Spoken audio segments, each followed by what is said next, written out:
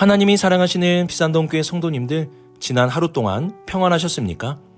오늘 우리에게 주시는 하나님의 말씀은 출애굽기 32장 30절에서 35절까지입니다. 하나님의 말씀을 함께 읽겠습니다. 이튿날 모세가 백성에게 이르되 너희가 큰 죄를 범하였도다. 내가 이제 여호와께로 올라가노니 혹 너희를 위하여 속죄가 될까 하노라 하고, 모세가 여호와께로 다시 나아가 여짜오되 슬프도소이다. 이 백성이 자기들을 위하여 금신을 만들어 싸우니 큰 죄를 범하였나이다.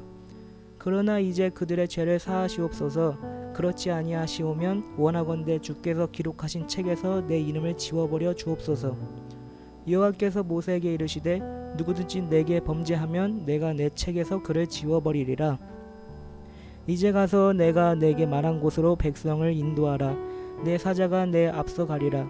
그러나 내가 보응할 날에는 그들의 죄를 보응하리라. 여호와께서 백성을 치시니 이는 그들이 아론이 만든 바 그 송아지를 만들었음이더라. 아멘. 기도하겠습니다. 사랑의 하나님 아버지, 우리에게 복된 하루를 주시고 주님의 말씀을 듣게 하심에 감사를 드립니다. 주님의 말씀을 통해 예수 그리스도를 더욱 많이 알게 하여 주시고, 예수님을 알아가면 알아갈수록 하늘에서 내려주시는 평강과 복을 더욱 많이 얻는 우리 모두가 되게 하여 주옵소서. 이 모든 말씀 우리 주 예수 그리스도의 이름으로 기도드립니다. 아멘.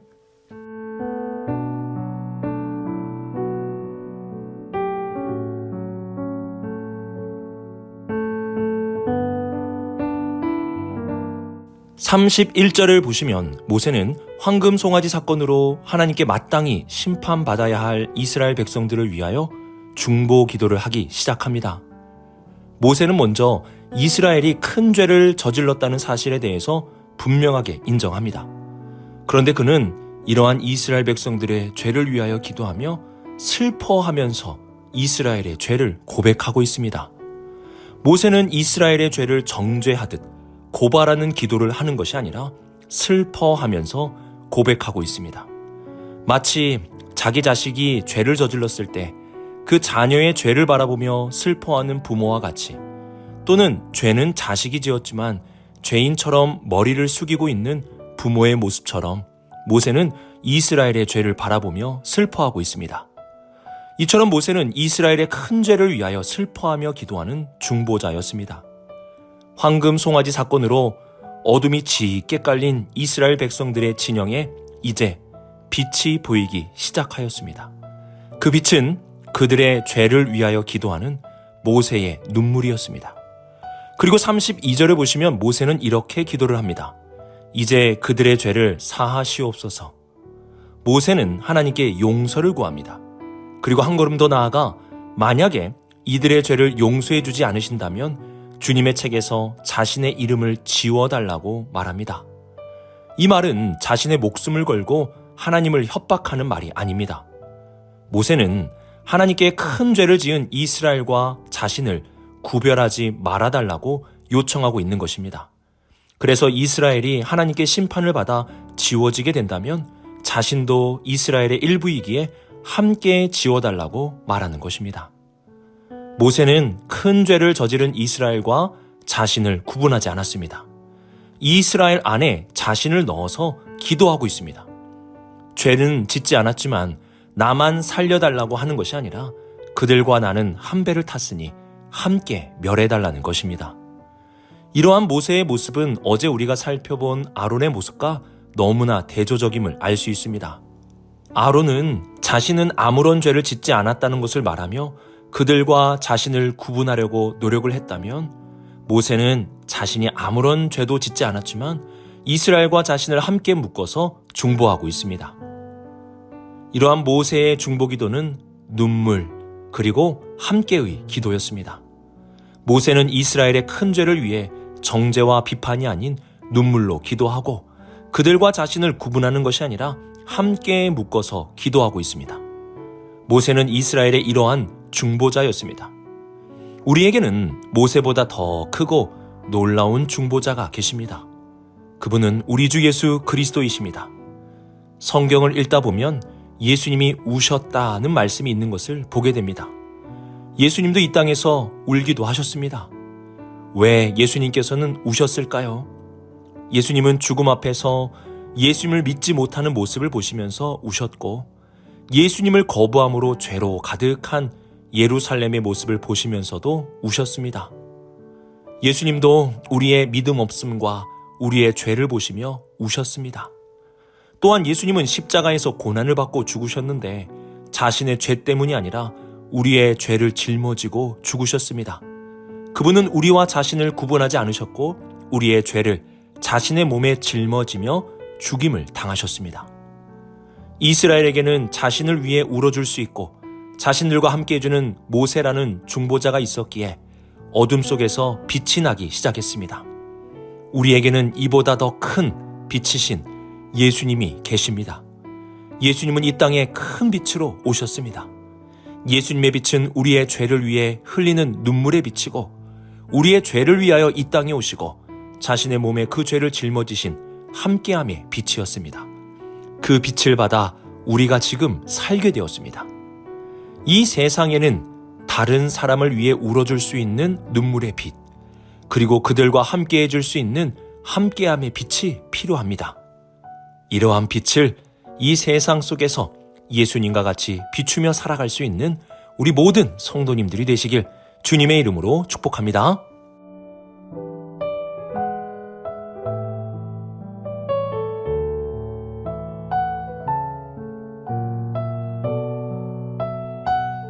(33절을) 보시면 하나님은 모세에게 죄에 대한 분명한 결과를 말씀해 주십니다. 누구든지 내게 범죄하면 내가 내 책에서 그들을 지워버리라. 하나님은 죄에 대해서 단호하게 말씀하십니다. 우리는 이 사실을 기억해야 됩니다. 죄의 삭슨, 사망입니다. 죄는 하나님과의 단절을 초래합니다. 이러한 죄의 결과에 대해서 우리는 억울하다고 말할 수도 없고 그 큰 죄의 값을 줄여달라고도 말할 수 없습니다. 모세는 이러한 사실을 잘 알고 있었습니다.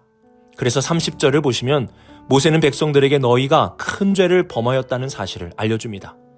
이스라엘이 지은 죄는 작은 죄가 아니었습니다. 큰 죄였습니다. 그래서 모세는 어떠한 확신을 가지고 여호와께 올라간 것이 아닙니다. 내가 빌면 하나님도 어쩔 수 없어. 하나님이 나를 너무 좋아하시니까 내가 말하면 하나님은 무조건 들어주셔. 그러니까 나만 믿어. 이러한 마음으로 모세가 올라간 것이 아닙니다. 모세는 이 죄가 너무 크기 때문에 하나님의 심판을 받을 수밖에 없다는 것을 알았습니다. 하지만 혹시라도 하나님께서 은혜로 자비로우심으로 긍휼히 여기심으로 속죄해 주실 수도 있으니 올라가 보겠다고 말하는 것입니다. 하나님은 이렇게 이스라엘을 위해 눈물로 기도하는 모세에게 이스라엘의 죄에 대한 값을 분명하게 말씀하십니다. 34절 하반절 보시면 내가 보응할 날에 그들의 죄를 보응하리라고 말씀하십니다. 그리고 35절에서는 여호와께서 백성을 치시니 이는 그들이 아론이 만든 바 그 송아지를 만들었음이더라고 말씀하십니다. 하나님은 이스라엘을 치심으로 그 죄의 값을 치르게 하셨습니다. 이러한 하나님의 심판에 대해 우리는 불의하다 할 수 없고 억울하다 할 수 없는 것입니다. 그 큰 죄의 값을 받은 것입니다. 우리는 보통 하나님께 죄를 용서해달라고 구하면 그 죄에 대한 아무런 대가도 치르지 않고 다 용서해 주시는 것이라고 생각하는 경향이 있습니다. 우리가 죄를 지었을 때에 그 죄에 대한 대가를 치르지 않은 것이 아닙니다. 우리의 죄값을 그리스도께서 대신 치러주신 것이지 죄에 대한 값이 사라진 것은 아닙니다. 우리는 그리스도께서 우리의 죄를 대신 짊어주시고 치러주신 십자가를 바라보며 나의 죄를 용서해 주셨다는 은혜를 기억함과 동시에 그분이 얼마나 나의 죄의 대가를 끔찍하게 치렀는지를 볼 수 있어야 합니다. 그래서 우리가 죄를 멀리하기 위해서는 이러한 죄의 심각성과 죄의 끔찍한 결과를 잊어서는 안 되는 것입니다. 사탄은 죄의 심각성과 죄의 결과를 감추면서 우리가 죄를 짓도록 달콤하게 유혹합니다. 하지만 하나님의 말씀은 분명하게 우리에게 알려줍니다. 죄는 무겁고 대가가 있으며 우리를 파멸로 그리고 심판으로 몰아가는 것입니다. 예수님의 십자가는 죄를 대신 짊어주신 은혜의 십자가이고 죄의 값이 얼마나 무거운지 죄의 결과를 알려주는 십자가입니다. 그래서 사탄은 예수님의 십자가를 가리려고 합니다. 십자가를 가려서 죄의 무거움을 보여주지 않으려고 합니다. 하지만 우리는 어떻게 해야 됩니까? 예수 그리스도의 십자가를 늘 바라보면서 죄의 무거움과 죄의 결과를 기억하며 죄로부터 점점 더 멀어지는 삶을 살아갈 수 있어야 하는 것입니다.